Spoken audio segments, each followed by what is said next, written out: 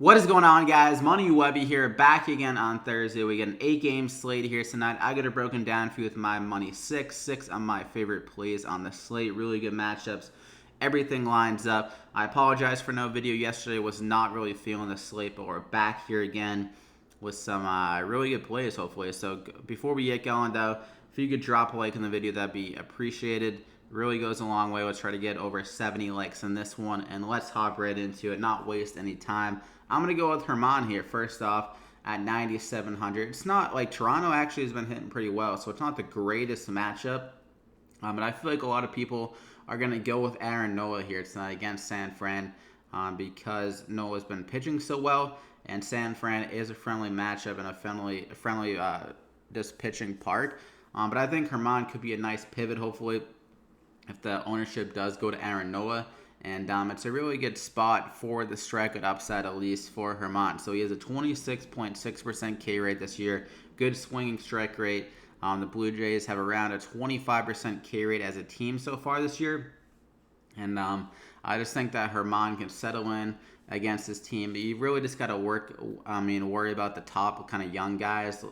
Bo Bichetti, Vlad Guerrero, Biggio, some of those up-and-coming guys. But I think Herman could kind of limit this team if he can get it going early. His stuff when it's on is really nasty. Has a ton of movement on it, and has really good locations when he is on his stuff, on his game. So at 9,700 here, has a good enough upside. Has a good shot of getting the win as well. 14-2 on the year. So I'm going to go ahead and lock him in there as my first guy and hope that Aaron Nola absolutely blows up and sucks in that game. He can be pretty up and down. So for my second guy, though, I'm going to go with Jon Gray, coming off a bad start, but I think he'll bounce back here in this matchup against a more righty-heavy lineup. I always like to target him against righties because he has better strikeout ability.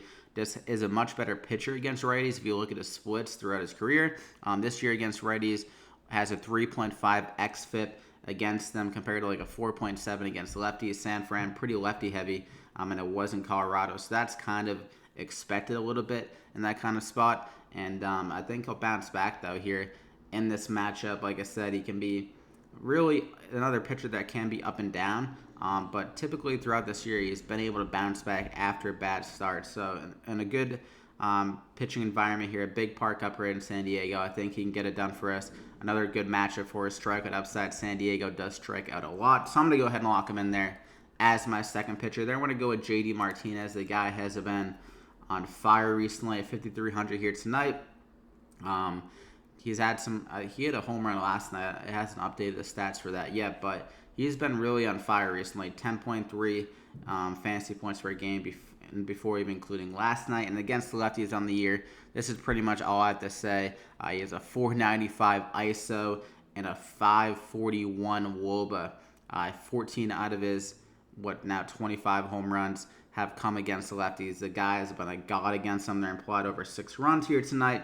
So I'm going to go ahead and lock him in there as a really good matchup. And then we're going to go with another lefty smasher at 4,500. Chris Bryant has some good eligibility at third base or outfield, so you can play him either or. He's going against Alex Wood, who hasn't been very good in 2 starts so far, allowing 40% hard contact, 2.3 home runs per 9. In Cincinnati, a friendly pitching park. It's supposed to have some good hitting conditions as well. He's 3 for 8, a double and a home run against Alex Wood. And Alex Wood has really just shown a lot of regression throughout his career, so I don't think he's the same pitcher that he once was. I think Chris Bryant and the Cubs can get the better end of him. So I'm going to go ahead and lock him in there as my second guy. Then I'm going to go with Castellanos at 4,200. Pretty much the same thing I did in the last video was stack up Castellanos and Chris Bryant against the lefty. Worked out last time. Might as well go back to a Castellanos 282 ISO, 433 WOBA against lefties. Like I said, in Cincinnati, I think the Cubs can really get to Alex Wood and really good hitting conditions for this Cubs lineup. So I'm going to go ahead and lock him in there as my second guy. Then I want to go with Aquino here as my final guy at 3,800. Up-and-coming prospect. Has shown a lot of raw power so far this year. Limited sample. Obviously, only 20 at-bats, but 9 of those bats, actually, he has 3 singles and 2 home runs against lefties. So absolutely smashing against lefties so far. Obviously a small sample, but even in AAA, the guy had some godly power numbers, 337 ISO in 78 games. So he's definitely no slouch. AAA definitely has some good talent down there. So if he can do that again against the lefty and Cole Hamels, obviously Hamels is a solid pitcher, and he doesn't allow too many home runs, but over the years he has been worse against righties, and it isn't Cincinnati, so maybe on the road in a hitter-friendly park could make him a little bit more vulnerable, and especially a guy with this kind of raw power. So I'm going to go ahead and lock him in there as my final guy. More kind of a risky play, but I think he has good upside anyways and against the lefty in that matchup. So those are the plays you got: Herman, Gray, Chris Bryant, Martinez, Castellanos, and Aquino. So I hope you enjoyed it. Slap a like in the video if you did. 70 plus likes if you enjoyed it. Thank you. And yeah, so good luck here tonight on the slate. Hope you guys win a ton of money and do really well. So good luck. We'll see you back here again next time.